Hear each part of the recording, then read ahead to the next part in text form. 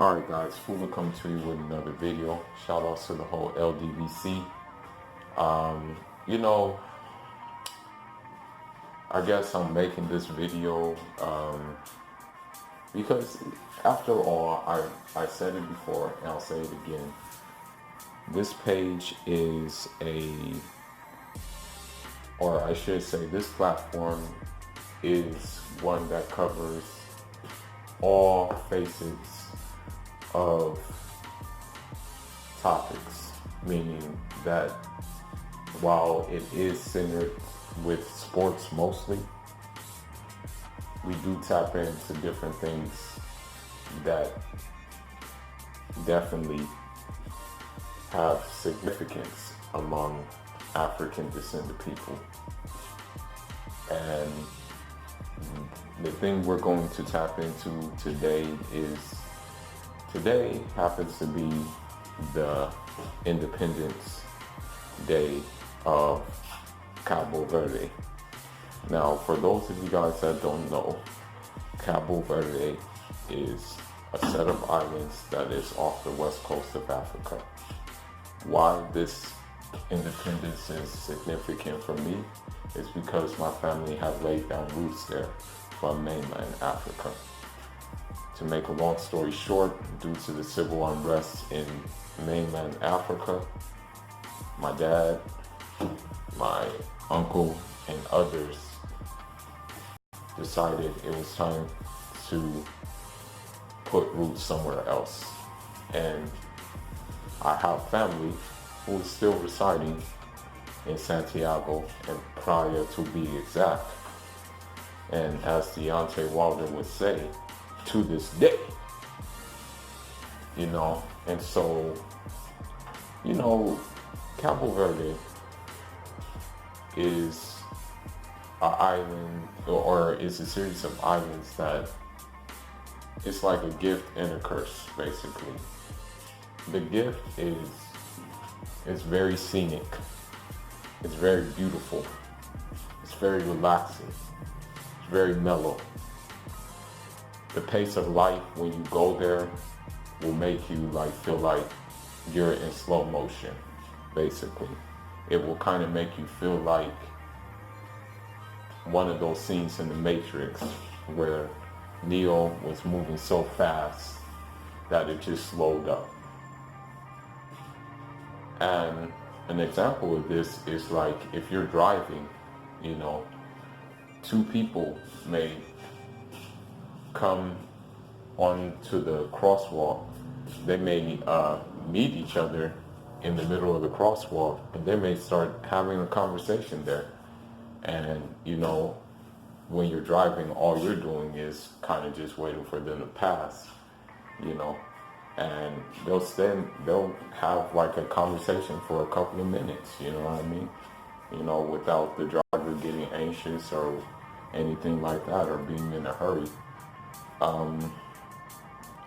One thing I do want to say is I think what left the biggest impact on me of Cabo Verde is the leader who was leading the independence movement, but unfortunately did not get a chance to enjoy the fruits of his labor due to the fact that he was assassinated,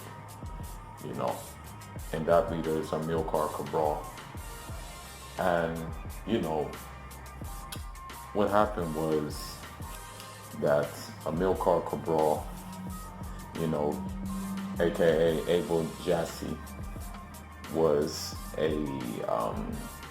born in Guinea-Bissau, but he had Cape Verdean parents. And what happened is that he saw what was happening, because a little bit of the history of Cape Verde, which has been told to me, which I'm going to be honest with you, I'm not like an expert on the whole thing, but I can just tell you a little bit. But what happened in Cape Verde is that, of course, we are often told by the Portuguese sources that Portuguese found some lush green islands that were uninhabited. But that is wrong. we have reports based on manuscripts that Africans were inhabiting Cape Verde way before the Portuguese were. In fact, we have one report that a Wolof prince from Senegal actually went to Cape Verde and inhabited that place. You know, at one time, Cape Verde was actually green. It was actually lush. There was actually thriving agriculture there. But the problem happened is the Portuguese usurped all of that. And I think what happened is the Portuguese usually just use one crop to carry out this duty. And I was always wondering why, you know, as lush as Cape Verde is, why would they not take advantage of it all? You know what I mean? But that's just the quote unquote progressive thinking of Europeans. And so what happened with Cape Verde is that, you know, it just became basically kind of like a backwater under the Portuguese, you know. Even in Tarrafal, they would put political prisoners there, you know. And another thing is, unfortunately, that Cape Verde was a kind of what you can say a checkpoint and sometimes a mainstay place for slavery.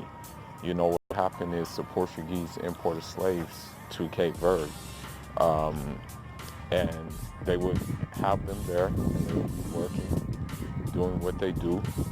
You know, there were also some runaway slaves, and the interesting things is, you know, when I go to Cape Verde, they call me Barrio, and Barrio means black. It just basically means black, and that's because, like, I'm a pure African descent. I'm a pure Fulani tribe lineage, and so you know, basically, you know, the Cape Verde is a melting pot. You know, basically, if you want to say it, Cape Verde is basically Africa, all of Africa in one place, because you have Cape Verdeans who are jet black. You have Cape Verdeans who are, you know, like maybe like Middle Eastern looking, Arab looking. I was just talking to a Cape Verdean friend yesterday, and if you wanted to, you can put him in Morocco and nobody would blink a second eye. You know, you have Cape Verdeans that look, you know, you got all kinds of colors, you know, in that place, and that is due to the influx of slavery, and that's also due to the influx of like people who went to the island. You know, we even have reports that the Moors went to the island, and I find it also interesting too that you know, I was reading a document the other day, and it was about pre-colonial slavery in Cuba. And, you know, they usually identify slaves by their tribes and things like that. So they had like Mandingo, Wolof, Pimi, and things like that. I was actually kind of surprised to find out that they even have one that said Cape. So what that tells me is that, you know, that some probably came from Cape Verde as a checkpoint and then arrived in Cuba, you know.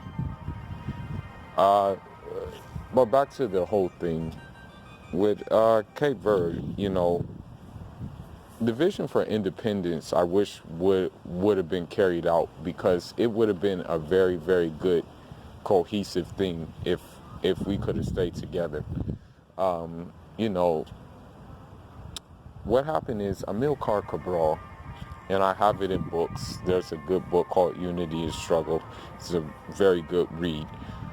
Amilcar Cabral, he envisioned Cape Verde and Guinea-Bissau being one single cohesive place. And the reason why that is because he saw the fact that that Cape Verde was lacking in agriculture, and he knew that if Guinea-Bissau and Cape Verde were one cohesive unit, that Cape Verde can count on Guinea-Bissau for all of its agricultural needs and all of its food stuff and whatnot, because it would be one thing, you know what I mean? And then on the other hand of that, because most of the positions in his political party, which is called the PAIGC, which I have family that was a part of it, but they no longer recognize it because it's so damn corrupted now. But anyhow, what happened is that in the PAIGC, the administrative duties would fall upon like a lot of Cape Verdeans, because of the simple fact that when there was colonization in the rawest form, a lot of the time the Portuguese would get, or the Cape Verdeans would get, how should I say it? They would get scholarships to go study in Portugal. Some would just move there and just assimilate and just consider themselves Portuguese over Cape Verdean, and they called them assimilados. Assimilados. And so because they had that higher education, they were more fit for administrative duties, because you have to understand that Guinea-Bissau at the time, was just really known for agricultural things, and also was pretty much not really, didn't really develop, and I mean, it's the same thing is happening with it right now, unfortunately, but I'll get to that. But anyhow, if Guinea-Bissau and Cape Verde were one place, what would have happened is that, Cape Verde would have had its agricultural needs met, and then Guinea-Bissau would have had its educational needs met, because since it will be one place, you would be able to send students from Guinea-Bissau to Cape Verde to get educated. And then after that, when they were actually going to go sign for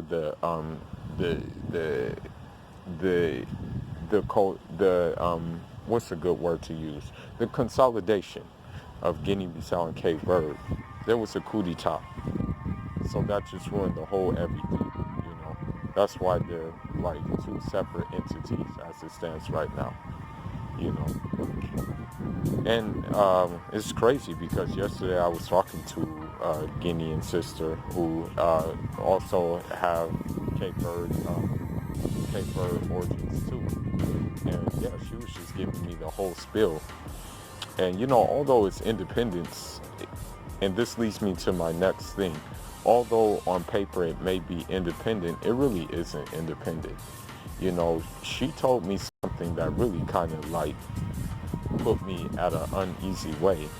She basically told me that, like, although Cape Verde is developing in the wrong way, because the Chinese are doing the same things, and also because Portugal is kind of having financial issues itself. You have a lot of Portuguese from Europe who are coming there, setting up shop as well, competing with the Chinese. But she told me something very disturbing, and she told me that Cape Verde, that the Chinese are actually trafficking little kids from Cape Verde. That they're actually taking place in human trafficking. And then you have like some Cape Verdeans assisting in doing that. You have kind of corruption going on right now over there. And honestly, it was, Cape Verde was looked at as one of the more most democratic, peaceful places, but there's still a lot of improvement that needs to be done,